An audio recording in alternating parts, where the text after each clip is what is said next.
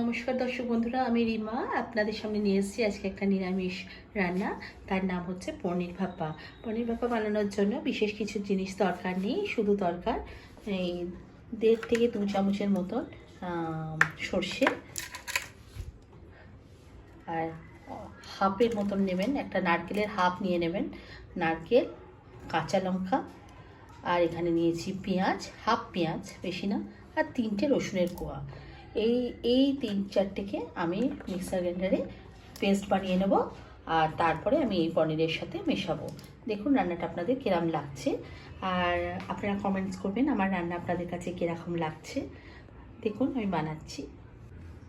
মনে রাখবেন, এই সর্ষেটা যখন আমি বাটবো তখন এর মধ্যে একটু নুন আর হলুদ দিয়ে বাটলেই ভালো হয়, কিন্তু যেহেতু এই আইটেমটা সাদা সাদা হবে তাই আমি এর মধ্যে হলুদ অ্যাড করছি না, খালি সামান্য নুন দিচ্ছি। নুন দিলে এটা এই যে বাটাটা হবে সেটা তেতো হওয়ার চান্স কম থাকে। আর আপনি এর মধ্যে গরম জল দেবেন, বেশি গরম জল দেবেন না, হালকা উষ্ণ জল দিলেই চলবে। আর বাকি তারপরে সর্ষেটা বাটার পর আমি এইগুলো একে একে করে দিয়ে দেবো। দেখুন আমি এই পেস্টটা বানিয়ে নিয়েছি, আমার বাটা হয়ে গেছে, আর একদমই তেতো হয়নি, যেহেতু আমি এর মধ্যে গরম জল অ্যাড করেছি আর একটু নুন দিয়েছি। আর কিন্তু এটা পেস্টটা একটু সাদা সাদাই হবে, কারণ আমি এই ডিশটা যেটা হচ্ছে এটা পুরোপুরি সাদা, মানে নিরামিষই, কিন্তু দেখতে পুরো সাদা হবে, আর খেতেও খুব ভালো লাগবে। আপনাদের গরম ভাতের সাথেও ভালো লাগবে, এমনকি এটা রুটির সাথে রাত্রে করে দিলেও খুব ভালো লাগবে। যদিও নারকেলটা রাত্রে আমরা বাঙালিরা খাই না, তাই আপনি দিনের বেলাও খেয়ে নিতে পারেন, যারা রুটি খাবে রুটি দিয়ে, আর যারা ভাত খাবে ভাত দিয়ে। দেখুন কীরকম লাগছে। এবার আমি এখানে 200 গ্রামের মতন পনির নিয়েছি, সেই পনিরটাকে আমি একটু হাতে মেখে নেব। এই পনিরটার মধ্যে আমি একটুখানি স্বাদ মতন নুন দেবো, যেহেতু অলরেডি আমি এই পেস্টটা বানানোর সময় একটু নুন ইউজ করেছি, তাই আমি নুনটা এখানে একটু কমই দিলাম, আর একটুখানি চিনি দিলাম, দিয়ে আমি এটা হাতে একটু ভেঙে নেব। এটা পুরোপুরি আমি হাতে দেখুন একদম ভালো করে মেখে নিয়েছি, এর মধ্যে আর শক্ত শক্ত কিচ্ছু নেই, একদম পুরোপুরি আমি চটকে দিয়েছি মেখে। তাই এবার আমি এই মাখাটার মধ্যে এই যে আমি পেস্ট বানিয়েছি সেই পেস্টটাকে দিয়ে দেবো,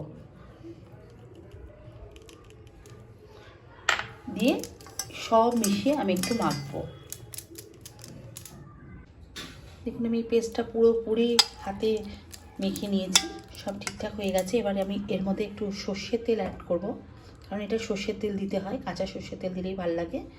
অল্প সর্ষের তেল দেবেন, দিয়ে ভালো করে করে। আর যারা ঝাল যেরকম খান, আমি এখানে 4টে কাঁচা লঙ্কার মতন দিচ্ছি গোটা, আর আগে অলরেডি আমি কাঁচা লঙ্কা বেটে নিয়েছি, তাই অল্প কাঁচা লঙ্কা দিলাম। এটা একটু ঝাল ঝাল হলেই ভালো লাগে, কারণ এটা দিয়ে যারা ভাত খাবে তাদের একটু ঝাল ঝাল মুখে মিষ্টি মিষ্টি হলে ভালো লাগবে না।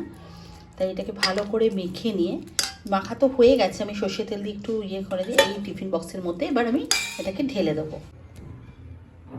দেখুন বন্ধুরা, আমি প্রেশার কুকারটা বসিয়ে দিয়েছি, তার মধ্যে আমি 1 গ্লাসের মতন জল দিয়ে একটা স্ট্যান্ড দিয়ে দিয়েছি, যাতে এই টিফিন বক্সের মধ্যে কোনোভাবেই জল না ঢুকতে পারে। আমি টিফিন বক্সের মধ্যে এই মিশ্রণটাকে ঢেলে দিয়েছি, দিয়ে টিফিন বক্সের ঢাকনাটা আটকে দিলাম। মনে রাখতে হবে যেন প্রেশার কুকারের জল কোনোভাবেই এই টিফিন বক্সের ভেতরে না যায়, তাই জলটা আপনি কমই দেবেন। 1 গ্লাসের মতন আমি দিয়েছি, আপনি দেখে দেবেন। আর আপনাদের কতটা পনির করছেন, আমি 200 গ্রাম পনিরের মধ্যে করছি বলে আমি জলটা একদম কমই দিয়েছি, আর আমার টিফিন বক্সের অর্ধেকই আছে, বেশি নেই, তাই জল ঢোকার কোনো রকম প্রশ্ন নেই। আর দেখুন এবার আমি প্রেশারটা বন্ধ করে দেবো। বন্ধ করে দিয়ে মনে রাখবেন, এই প্রেশার কুকারটা বন্ধ করার পর আপনারা খুলে দেবেন, কারণ হুইসেল হয়ে যাবে, সিটি হয়ে আসলে ওটা ভালো লাগবে না। এটা মুখটা খুলে দিয়ে বাষ্পতে বসিয়ে দেবেন, আধ ঘন্টার জন্য বসবে। এটা বসিয়ে দিয়েছি, এবার আধা ঘন্টার জন্য এটা গ্যাসে বসানো থাকবে। তারপরে এটা আস্তে করে খুলে আমি দেখব কীরকম হয়েছে। আপনাদের কীরকম লাগছে আমাকে কমেন্টস করবেন। আমি চাইছি আপনাদের সাথে গল্প করতে, সময় কাটাতে, আপনাদের সুখ দুঃখের গল্প শুনতে, আমারও কিছু গল্প বলতে, কিন্তু আপনারা কমেন্টস না করলে আমি আপনাদের সাথে কিভাবে মিশবো। তাই আপনারা আমাকে কমেন্টস করুন, আমি আপনাদের কমেন্টসও উত্তর দেব। আর দেখুন আমরা আগে দেখি এই রান্নাটা কিরম লাগছে। এটা নিরামিষের মধ্যে হবে, কিন্তু খুব সুন্দর লাগবে, আপনারা ঘরে একবার বানিয়েই ফেলতে পারেন। আমি তো এটা মাঝে মাঝেই করি। দেখুন কীরকম লাগছে। দেখুন দর্শক বন্ধুরা, এটা হয়ে গেছে। আমি বন্ধ করলাম, বন্ধ করে প্রেসার কুকার থেকে বার করেছি। প্রচণ্ডই গরম, খুলতে খুবই কষ্ট হচ্ছে, তবু আমি চেষ্টা করছি খোলার। খুলে গেল। দেখতে পাচ্ছেন কতটাই সুন্দর হয়েছে, রঙও কত সুন্দর, দেখতেও খুব ভালো লাগছে। এটা আপনারা সবাই ঘরে একবার ট্রাই করে দেখুন। আমি বলছি, এটা দেখতে শুধু সুন্দর না, এটা খেতেও খুবই সুন্দর। আপনারা ঘরে একবার ট্রাই করে সবাই দেখুন, আর আমাকে কমেন্টস করে জানাবেন কীরকম লাগছে।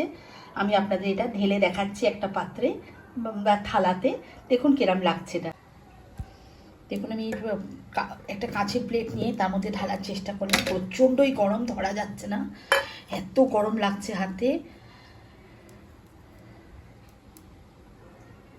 দেখুন খুব সুন্দর হয়েছে, দেখতে দেখতে অসাধারণ লাগছে, আর খেতেও এটা খুবই ভালো হয়। আপনারা প্লিজ প্লিজ ঘরে সবাই ট্রাই করবেন, আর আমাকে জানাবেন কীরকম লাগলো। আমি আপনাদের কমেন্টসের অপেক্ষায় থাকবো। প্লিজ আপনারা আমাকে খুব খুব করে লাইক দিন, শেয়ার করুন, আর আপনারা আমাকে সাবস্ক্রাইব করবেন আমার চ্যানেলকে।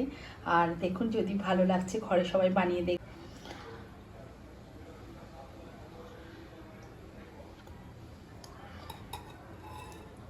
খুব খুব ভালো হয়েছে, খুব ভালো হয়েছে। আপনাকে কতবার বলছি, আমার এত ভালো লাগছে। দেখুন আপনারা সবাই ট্রাই করে দেখবেন। আজকের মতন এখানেই শেষ করছি। সবাই ভালো থাকবেন, সুস্থ থাকবেন। নমস্কার।